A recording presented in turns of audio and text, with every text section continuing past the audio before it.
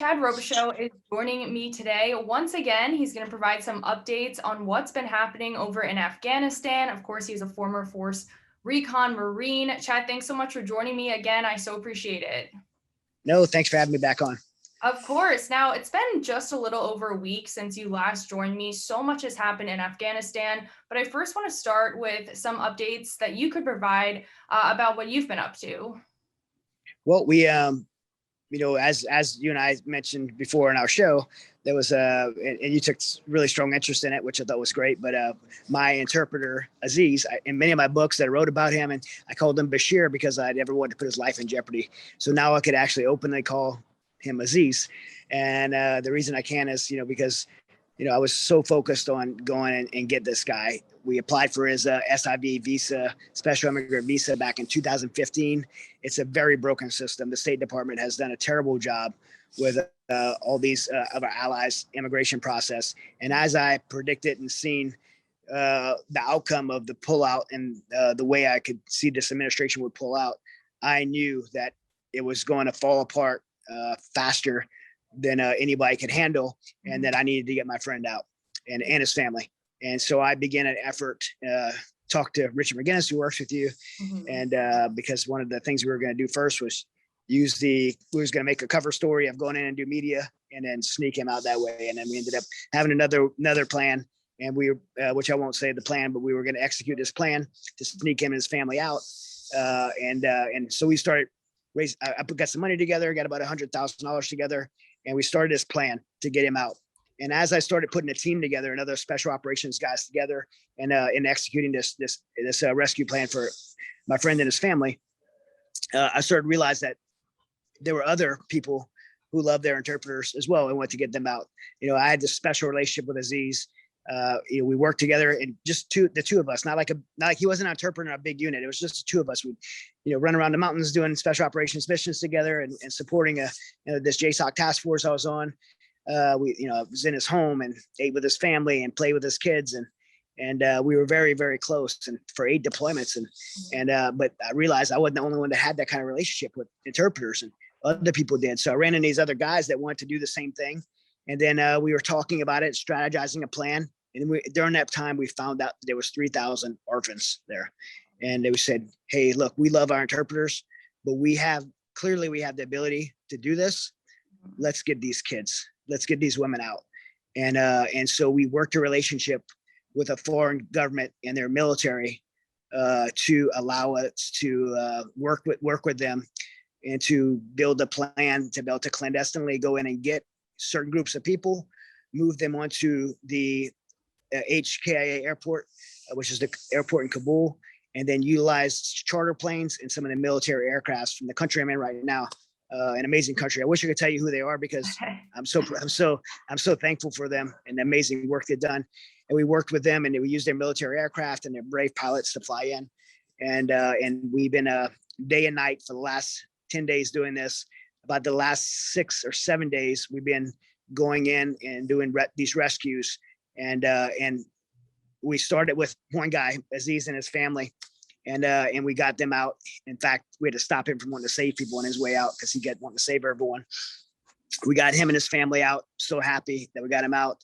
I got to go see him and his family at the humanitarian center yesterday, and we hugged each other and both cried. And his kids were calling me Uncle Chad and made me cry some more. And it was just so amazing. And then, but that was the start of it. And then we continued. And I'm so proud of our team. Through the week, we've had so much success in doing this. We got out 5,289 people from there. And, I never thought we would have been able to pull that off. And it's just such incredible guys. Our 3 guys that are just coming in off the ground right now. We're going outside the wire and grabbing people all week, and just, so courageous, go and help people that they don't even, just total strangers from another culture, and just go and rescue people because it's the right thing to do. And it's, these are humans and they deserve a chance. And we had the ability to give them that chance. So I was just so proud of our team this week, and they just worked so hard. And then, like I said, I got to go to the humanitarian center, and all week we've been talking numbers like, hey, there's a group of 30 over here. There's, 100 Christians here. there's 30 Americans here. There's, like 400 orphans. Everything's been like numbers. We're trying to build where we're going to have the most bang for our buck as we take the risk to go out and grab people. And then we walked in a humanitarian center yesterday, and those numbers turned into people. And we seen little girls with a baby doll in her hand, and that she got in the humanitarian center, and little boys like playing with soccer in the yard, and they're laughing and playing already. They're just going in a war zone, watching people get killed right in front of them. And then families like embracing each other, are happy, and they're getting medical care because a lot of them got really injured because of the crowds, pushed into concertina wire, cut up, bones broken, and people were shot. And so they needed medical care. And in the country we're in right now, I mean, this isn't like a tent city. This is apartments, medical care, pharmacies, like doctors, and like giving the kids things like toys. They're in their families that have their own little apartments. It's a really nice humanitarian center, and to see these people, and you see the joy and the happiness and the relief, but then you also see this other side. I've seen a boy just sitting there just staring, and he looked scared, and went over and spoke with him. I used to speak Dari. It's not so great anymore, so I had to use Aziz as my interpreter again. And he's 13 years old. This boy was 13 years old, and him and his family were trying to make their way through this terrible crowd. And as they were making their way through, the Taliban started shooting people, and everybody rushed. And he got ahead of his family, and his dad told him keep going, and we're gonna meet you inside the airport. And he made it into the airport, and his family never did. And he was just like staring off. And I asked him, I'm like, are you okay? Are you scared? And was like a tough little boy. And he gave a little, like he was like tough. He's like, nah, I'm fine.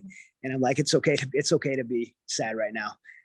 But you're going to be okay. And I gave him I asked him, I said, what can I do to make you feel better right now? Is there anything we can do for you? And he said, I want to call my parents. And so I gave him my phone, and we tried to call his mom and dad, and we didn't get anyone. And we left a message for his parents, and that seemed to make him happy. And we asked him where he wanted to go, if he went to America, and he said Texas, which is like, Texas, yeah. Okay. He knew where Texas was. And so it was just, so you had these great stories, you had these sad stories. And for our team, like, we looked at all the people that we got to get out this week, and it was really exciting. But then there was several groups that we didn't get. There was a group of 300 orphans that I was on a plane on a tarmac. We were leaving where we are right now, and our plane was we're about to load a plane to go, and we knew it was 300 orphans. We were trying to rush to get there, and we didn't get clearance to fly out, and so we lost that group. And then we had our teamwork all night to load up buses with we were able to get some people in some buses, 100 Christians, 300 orphans, 25 Americans, and all of the families of the pilots that were flying us in and out. We made that promise to them, and we got them onto the base and started unloading them. And I got to be careful what I say here, because I don't know what I can and can't say, but we had a military commander come. He really created a scene with us. Did not like what we were doing, how we were doing it, and actually made the people get back on the bus, put them outside the gate, and essentially, sent them back off to the Taliban. And that's how this ended for us. That was our last. That was it for us. And so while we had this great success, it ended with Was we that to be tragedy. A U.S. military commander did that? Yes. And it is something that we're going to push to the highest levels to resolve that, because not only was these humans, these 300 children and families, but there was 25 Americans that we had brought in. Wow. And this is not the only incident that has happened, because while the military wasn't able to go out and get people in a conventional way, there's some things I probably can't say that was unconventionally done for some higher level people that we were rescuing. But there were lots of NGOs and people like myself and our team out there doing these efforts. And when we bring them in, it creates the military's busy, it creates a problem. Now they have to process them. And so there's a lot of irritation and frustration. And so if you're dealing with the kind of things they were dealing with, and you have people like us going out and grab people, bring them in, if they don't have the same heart and compassion, then I got to feel the same way. And what we believe is, American military has, especially when it comes to American civilians, has an obligation to protect them. And, and it's very frustrating for us to watch the news and see the White House just blatantly lying about the situation on the ground. And I can tell you, this isn't a partisan thing. This isn't a shot at, this isn't Trump versus Biden anymore. This is our commander in chief played this wrong from the beginning, lied to the American people by saying we're in a 20-year war and we have to end this 20-year war. We're not in a 20-year war. The war ended a long time ago. The American military was supporting and advising the Afghan National Army to fight that war. The entire world was participating. The international community was participating. They were at Bagram Air Force Base. We had the strongest strategic global position on the planet for today's current world between Iraq, Iran, China, Russia, Syria.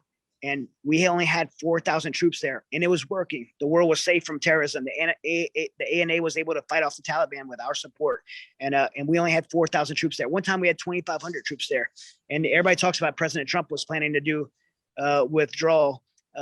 President Trump would have never. I know this by firsthand information from speaking to General Kellogg and some of President Trump's strategic military advisors. We would have never given up Bagram Air Base. We might have not been there in the conventional role, but we never gave up Bagram Air Base. It's the strategic location on the planet. And when we did that, when we took away the world's ability to support the Afghan National Army and fight off terrorism on its own soil, the world became a much more dangerous place rapidly. We've seen it happen essentially overnight. And then when we seen this happening, the Central Command wanted to resecure Bagram Air Force Base by dropping the 82nd Airborne in it before they took it.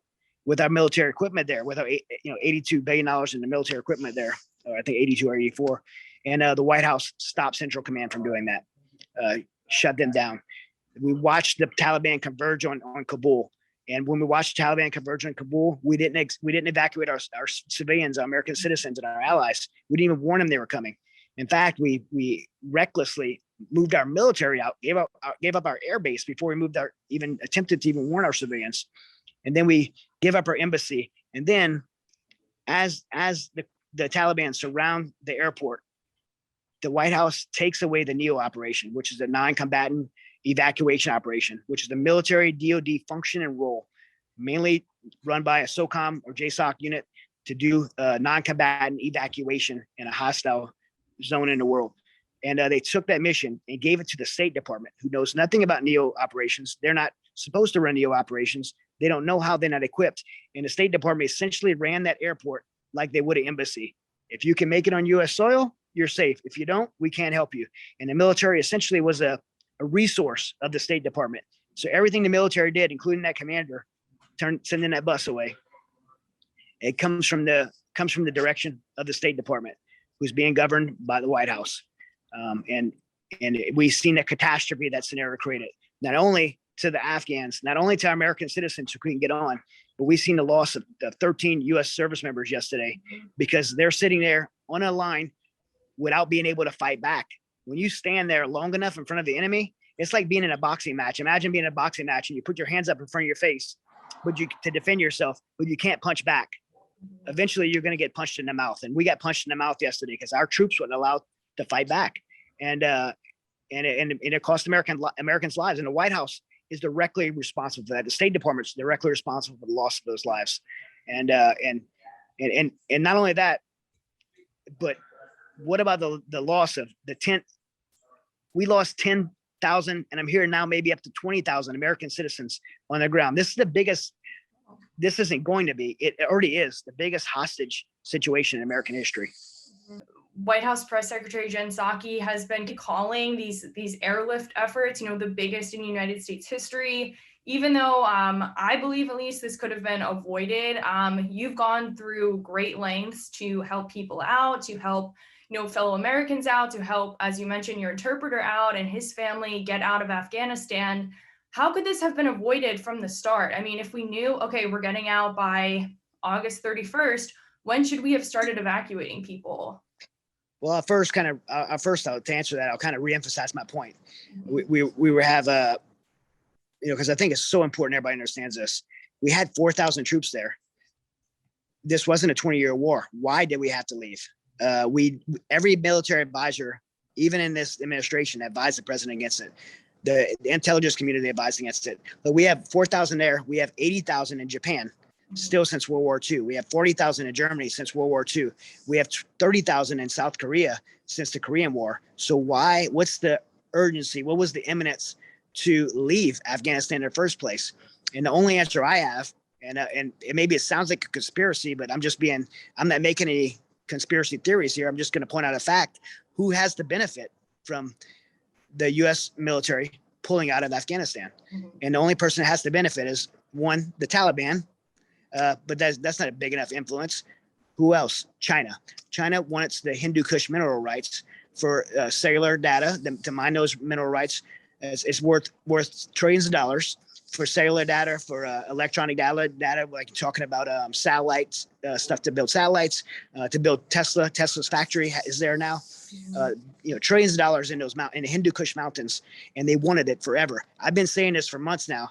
China wants the Hindu Kush mountains mineral rights. I've been saying that was the motivation, and I didn't want to be right again with this. I really didn't want to be. But 3 days after the Taliban was named, the very next day, China recognized them as the official government. They had a parliament meeting, and then 3 days into it, the Taliban agreed to give them the mineral rights to the Hindu Kush mountains. That was the motivation. Now, who influenced the president's decision, and did that influence the president's decision? That's where my conspiracy would come in, and more of my opinion. But those are the facts. That's who had the most benefit. The only two embassies that did not close during all this crazy chaos, everybody either evacuated their embassies or embassies were raided. The only two embassies that did not close was Russia and China. And I don't believe that was a coincidence, because they both have a lot to benefit from the U.S. not being there, as well as Iran. The three major enemies of the world. And people might not like me calling China an enemy, and Russia an enemy, but the three major enemies, the biggest threats to the United States, Iran, Russia, and China. And their embassies, didn't close, and they had the most to gain for being there. And we watched parts of our military equipment being loaded up and held off, to both Iran and to Pakistan, and we did nothing about it. We didn't strategically fire a rocket into those flatbed trucks with our military equipment. We let that technology go in the hands of our enemies. And so there's so many things. Doing an interview like this is so hard, because I could be on here probably talk for 24 hours and not stop talking about just a plethora of inconsistencies and not things that just could not be an accident. You can't say, well, oh, they really made a mistake, they goofed this one, or this was incompetence. These things cannot be just incompetence. There was some deliberate decisions made, and whoever's pulling these strings and making these decisions. And I don't believe it's President Biden that put us in this situation. So to go back to answer your question, if we were going to pull out, and everybody knows my position now that I would not have pulled out. If we were to pull out, it has to be done in a very strategic, rolled out way. You have to first begin to get all your civilians out.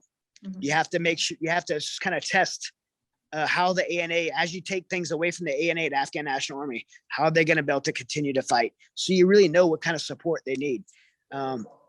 You can't just rely on their competence when they've been relying on not only the United States for 20 years, but the entire international community, and take that away overnight and expect them to be able to fight an organization like the Taliban, which, by the way, it's not just the Taliban. ISI's there, Pakistan intelligence, Pakistan military's there, and in fighting in a proxy. Iran's involved, ISIS is there. Who knows the influence China has on the battlefield there? So this is not just the Taliban fighting the Afghan National Army. And so you take that all away from me, take away the air power, and they had no ability to defend themselves. And one of the most disgusting things that I heard in all this, and it really bothered me, it really upset me, was the President of the United States to stand on national television and tell the world that the Afghan people were cowards and wouldn't fight for themselves. That is a complete lie. And President Biden knows it, but he doesn't know it like I do. He didn't see these patriot Afghans on the battlefield fighting for their country, not fighting to support America. We keep saying all these interpreters supported America. They were fighting for their country. I mean, against like so many odds, leaving their families, not like the U.S. military. We leave our families for deployments. We come back. They go and they fight. Like there's no deployments. That's their life. They're fighting for their family. They know they might never even see their family again, but it's worth it to them. And to the point that 60,000 of them died in the last 20 years fighting with us, fighting for their country. So to call them cowards and they don't want to fight for their country is so disrespectful, and it's not true. And if any Afghans are listening, we know better. And I've seen it firsthand. I mean, I've seen a video of this Afghan National Army soldier holding his rifle, and his general is saying, "We have to give up. We have to give our weapons away." And he's begging. He's like, "Please, like, let me die with this gun in my hands. I cannot give my weapon away." Just crying, pleading. Knowing he would have died, and he's begging not. The Afghans. One of the things I've always respected about the culture as a warfighter is the warrior spirit of these Afghans. And I had an Afghan tell me that's the most humiliating thing that's ever been done to him in his life was to see President Biden call them cowards. It's heartbreaking. Just in the attack yesterday, you brought up a couple of good points there. You talk about the other threats that are in Afghanistan. We have ISIS-K claimed responsibility for the attack yesterday, and I believe 90 plus Afghans were killed. So they're obviously being targeted. They're obviously being impacted by the direct actions of this administration. Yeah, absolutely. And, one of the things that the press conference, especially Psaki, in our press conference, drove me crazy when she was like, well, this wasn't the Taliban, this was ISIS. They're the same right now. They're like, they're teamed up like together right now. And we're working with the Taliban. To say somebody's working with the Taliban, it just blows my mind. But we're working with the Taliban and to make sure that they don't do these attacks. Americans and Afghan allies that are supposed to be evacuated. I mean, that's like, to me, that's treasonous behavior to give the names of American people and their locations to a terrorist group, even though if they're recognizing them, if they want to recognize them as a legitimate government, which I can't see how I could, but still, they're a known terrorist group organization. And to say like, oh, it wasn't them, it was ISIS, they're all the same right now. And by the way, not to be like rude or anything like that, but I could pass gas and ISIS is going to claim it. Like ISIS claims everything, right? They're like, oh, somebody died. Yeah, that was us. I mean, they always claim everything because they're meteor mongers where they just want to like, if somebody gets hurt, they want to claim credit for it because it inspires their followers. And so they always take credit, but who cares who it was?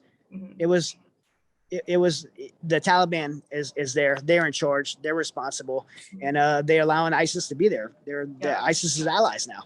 I mean, if Taliban didn't want ISIS there, they'd be, I mean, trust me, the Taliban didn't want ISIS there, they would be fighting them because that's what the Taliban would do. They want them there. It doesn't matter who did that. And, I don't know if you've seen the videos right before, our guys were right there before that happened.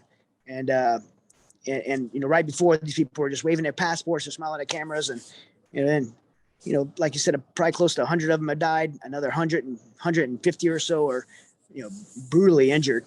And then 13 of our U.S. service members, all probably like 18, 19, 20 years old, were unnecessarily killed. I've always been the opinion, if you're going to be the commander in chief and you're going to send America's young men and women to war, we're willing to go to war. Like I raised my hand when I was 17 years old. I was always willing to do what our country needed us to do. But if you're going to send them there, you better give them the rules of engagement, all the supplies, all the resources to protect themselves, to protect the people to the left and right, and accomplish their mission.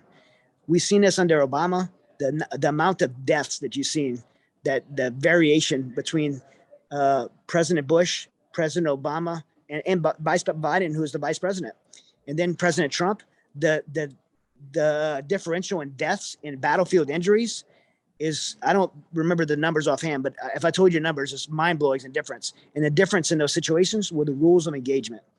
Rules of engagement change everything. And we've seen the same thing with Obama. And when Biden was vice president, now we've seen it just now unfold in the battlefield. And we have, it gave us the, deadliest day since 2018. And and with our U.S. troops. And there's just these families right now that lost their children for what?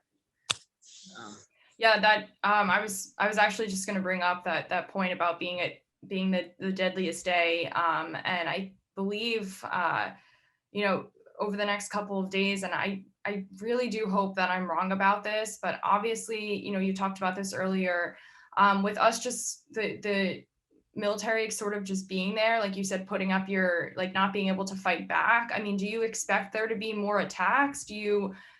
I feel like we're almost sitting ducks at this point. I don't know, I could be wrong about that, but what do you think about, between now and August 31st? Yeah, well, one, we are sitting ducks because we never controlled the airport. The White House will say we control the airport. We don't control the airport. The Taliban controls the airport. Strategically, like in military strategy, whoever controls the outer perimeter controls that ground space. We can control the inner perimeter, but then we don't have access in and out. So it's whoever controls the outer perimeter. The Taliban controls the airport. At any point, and I'm not giving anything away, they know this. At any point, they could put a surface-to-air missile. They could put a man pad outside that runway, and they could shoot any of those planes because we don't control the space around that airfield. So they could shoot down every one of our planes as we flew them out, and what would we do about it? Even they know we're not going to do anything about it, and they have the total ability to do that. So we have given away all our cards. We have no ability for our military to defend itself under this current commander in chief. I mean, if I was a commander in chief for a day, give me 48 hours, all Americans would be out of there.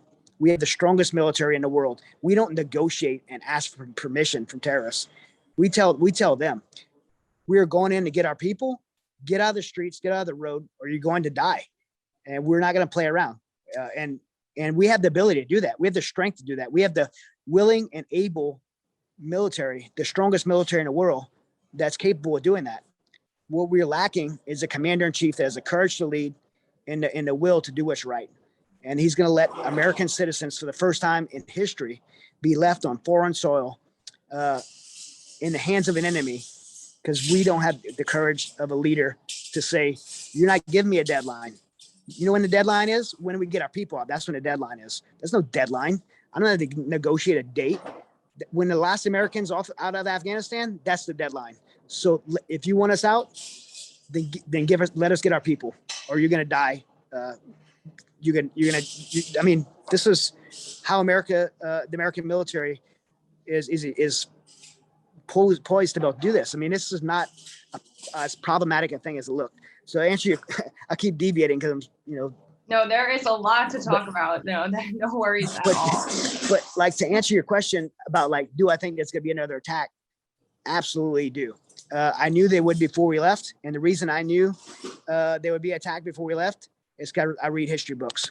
And if you want to know what's going to happen, there's a lot of history books about Afghanistan, because this called it the graveyard of nations, because so many nations have tried to take that strategic global location over the years. They fight with the Afghans for a while. They conquer that land, and then the Afghans end up winning through just grinding attrition because they're all war fighters. And then the occupiers leave that land. And historically, every time the occupiers leave that land, the Afghans chase them out, shooting and killing them on the way out. They did it even with the Russians. And so it's almost a tradition to attack their oppressors on the way out. And this bombing we seen yesterday was the start of it. The more we exit, the more emboldened they will be, and the more excited. It's like a feeding frenzy. And when we start flying our military planes off of there, I predict we're going to see another attack, because this is historically what the Taliban has done almost as a tradition. And if our military advisors don't know that and are not prepared for that, then my heart just really breaks for our troops who are trusting their leaders right now. We're approaching the 20-year anniversary of the attacks on 9/11. Do you think anything domestically would happen? Well, I mean, we just gave up our control to stop, to really keep things from things happening domestically. We had to fight there, and now Afghanistan is going to be a nation that builds terrorists. They're going to put madrasas all over that place. They've already said they're going to start putting madrasas, or where they take young children, they put them in, they indoctrinate them from a very young age, and how to hate. They indoctrinate them in hate, like how to hate the Western world, how to hate anybody that doesn't believe the Taliban Sharia ideologies, and they just are raised in hate and driven to want to be jihadist warfighters. And so this is going to be a hotbed of terrorism. The Taliban has not changed. I was in that humanitarian center talking to people yesterday, talking of these SIV applicants, these former interpreters, talking about how many of their friends have had their heads cut off in the last weeks. These are, and the people that are being rounded up, killed, and beaten. These are not good people, and they're you have to understand what jihad means. It is a spirit. They believe they're in a spiritual war to rid everyone on the planet from anyone that doesn't believe what they believe. Muslims, Afghans, Westerners, anybody that doesn't believe what they believe is an infidel, and they have to either convert or they have to die. And it's a joke to think that we're negotiating with them. To hear our military leaders say that they have a deal with the Taliban, it is insane to me. And every military person, I'm here with 8 of the most incredible, like, special operators who have years. We between all of us here, we probably have 50, 60, 70 deployments. So, wow. I mean, so much experience here. We all know this to be true. You can't negotiate with these people. These are evil people. And so those people that will be raised up in the new Afghanistan will bring domestic terror to the United States, to England, to Britain, to Australia, all over the Western world. And we're going to see that. We're going to see the world become a much more dangerous place. Oh, gosh. Well, I hope that is a wrong prediction that you just made, though. Me too. Right. It seems to be very on target, to see the writing on the wall. Wish that the Biden administration was a little bit more aware of what's happening. Maybe they are and are just choosing to ignore it. I don't really know what's going on with our leaders right now. Chad, thank you so much for not only joining me for this interview, but also for your work that you've been doing. So many hours that you've spent rescuing people who helped out the United States, your interpreter, his family, the almost 5,300 people that you helped get out of Afghanistan. I so appreciate you joining me, giving us an update. I'm sure I'll have you on again soon in the future to update us again about what's going on. Yep. And if anybody wants to follow what we're doing as far as the rescue effort here, we've rescued Americans and Afghan interpreters and SIV applicants and their families and a lot of orphans and children and women. You can go to saveourallies.org, and that's our coalition effort. And you could also support there. So many people are asking how to get help.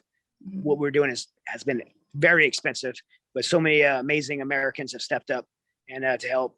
I could go on a tangent about that because we've been told we were such a hateful and racist place in this world. And man, Americans have really just stepped up and have been so generous to help these people that they don't even know.